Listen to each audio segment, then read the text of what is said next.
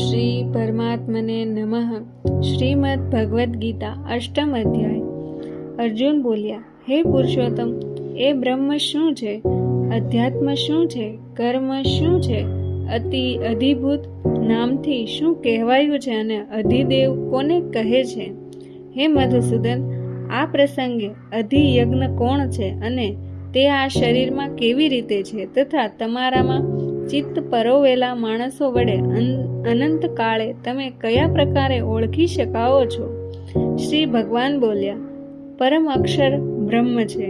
પોતાનું સ્વરૂપ અર્થાત જીવાત્મા અધ્યાત્મ નામે કહેવાય છે, તથા સકળ ચરાચર પ્રાણીઓનો ઉદ્ભવ તેમજ અભ્યુદય કરાવનાર જે સૃષ્ટિ રચનારૂપી વિસર્જન અર્થાત ત્યાગ છે, એ કર્મ નામે ઓળખાયો છે. ઉત્પત્તિ વિનાશશીલ પ્રત્યેક પદાર્થ અધિભૂત છે. હિરણ્યમય પુરુષ અધિદેવ છે.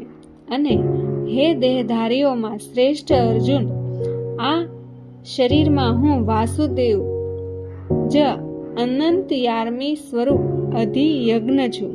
એ માણસ અનંત કાળે મને જ સ્મરતો શરીર છોડીને જાય છે, એ મારા સાક્ષાત સ્વરૂપને પામે છે, એમાં સહેજ પણ સંશય નથી. હે કુંતી પુત્ર, આ માણસ અંતકાળે જે પણ ભાવને સ્મરણ કરતો શરીરને છોડે છે તેને જ પામે છે, કેમ કે એ સદાથી તે જ ભાવથી ભાવિત રહ્યો છે. માટે હે અર્જુન, તું સર્વકાળે નિરંતર મારું સ્મરણ કર અને યુદ્ધ પણ કર. આ પ્રમાણે મારામાં અર્પેલા મન બુદ્ધિથી યુક્ત થઈ તું ચોક્કસ મને જ પામીશ. હે પાર્થ, એ નિયમ છે કે પરમેશ્વરના ધ્યાનમાં અભ્યાસ સ્વરૂપ યોગથી યુક્ત બીજી તરફ ન જનારા ચિત્તથી નિરંતર ચિંતન કરતો માણસ પરમ પ્રકાશ સ્વરૂપ દિવ્ય પુરુષને એટલે કે પરમેશ્વર જ ને પામે છે. જે માણસ સર્વજ્ઞ અનાદિ સૌના નિયંતા સૂક્ષ્મથી અતિ સૂક્ષ્મ સૌનું ધારણ પોષણ કરનાર અચિંત્ય સ્વરૂપ સૂર્ય સમાન નિત્ય ચેતન પ્રકાશ સ્વરૂપ અને અવિદ્યાથી સાવ પર એવા શુદ્ધ સચ્ચિદાનંદ ઘન પરમેશ્વરને સ્મરે છે, એ ભક્તિ યુક્ત માણસ અંતકાળે યોગ બળથી બે ભ્રમરોની મધ્યમાં પ્રાણને સારી રીતે સ્થાપ્યા પછી નિશ્ચય મનથી સ્મરતો એ દિવ્ય રૂપ પરમ પુરુષ પરમાત્માને જ પામે છે. વેદને જાણનાર વિદ્યાનો જે સચ્ચિદાનંદ ઘન સ્વરૂપ પરમ પદને અવિનાશી કહે છે, આ શક્તિ વિનાના યત્નશીલ સંન્યાસી મહાત્માઓ જેનામાં પ્રવેશ કરે છે, તથા જે પરમ પદના ઈચ્છુક બ્રહ્મચારીઓ બ્રહ્મચર્યનું આચરણ કરે છે, અને એ પરમ પદને હું તારા માટે ટૂંકમાં કહું છું.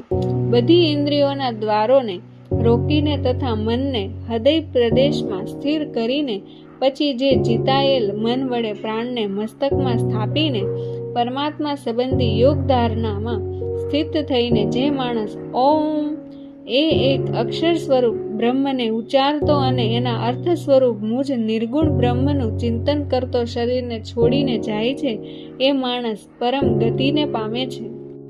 પૃથાપુત્ર, જે માણસ મારામાં અનન્ય ચિત્ત અને સદાય નિરંતર મુજ પુરુષોત્તમને સ્મરે છે, એ નિત્ય નિરંતર મારામાં જોડાયેલા યોગીને માટે હું સુલભ છું, એટલે કે એને સહજ રીતે મળી જાઉં છું.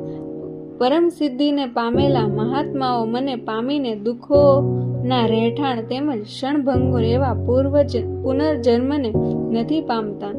હે અર્જુન, બ્રહ્મલોક સુધીના સમસ્ત લોકો પુનરાવર્તિત છે, પરંતુ હે કુંતી પુત્ર, મને પામીને પુનર્જન્મ નથી થતો, કેમ કે હું કાલાંતિત છું અને આ બ્રહ્મા આદિના લોકો કાળા દ્વારા સીમિત હોવાથી અનિંદ્ય છે.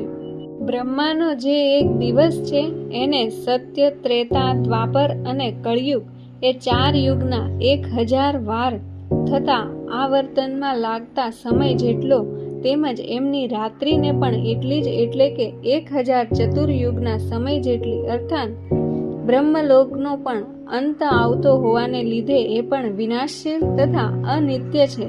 એમ જેઓ તત્વથી જાણે છે એ યોગીઓ કાળના તત્વને જાણનાર છે.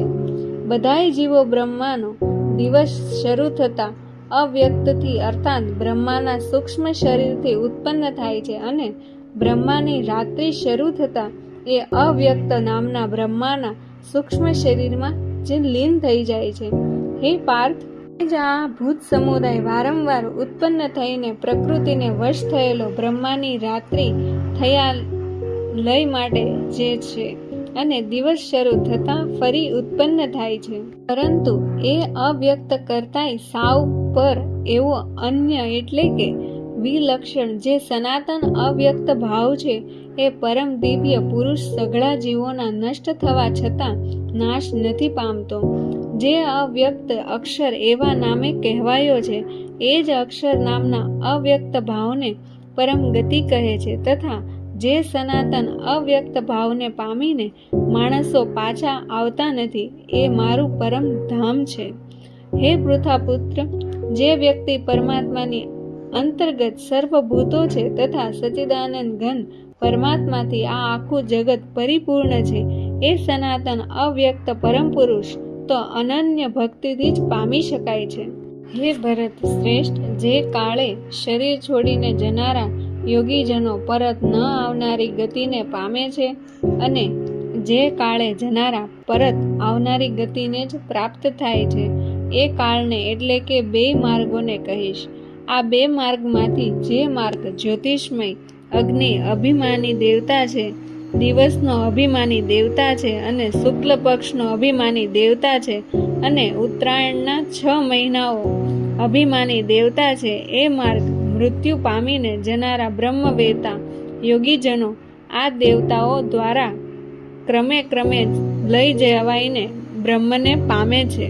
અને જે માર્ગ ધૂમાભિમાની દેવતા છે, રાત્રિનો અભિમાની દેવતા છે, કૃષ્ણ પક્ષનો અભિમાની દેવતા છે અને દક્ષિણાયનના 6 મહિનાનો અભિમાની દેવતા છે, એ માર્ગ મૃત્યુ પામીને જનાર સકામ કર્મ કરનાર યોગી આ દેવતાઓ દ્વારા ક્રમે ક્રમે લઈ જવાઈને ચંદ્રમાની જ્યોતિષને પામીને સ્વર્ગમાં પોતાના શુભ કર્મોનું ફળ ભોગવીને પાછો આવે છે.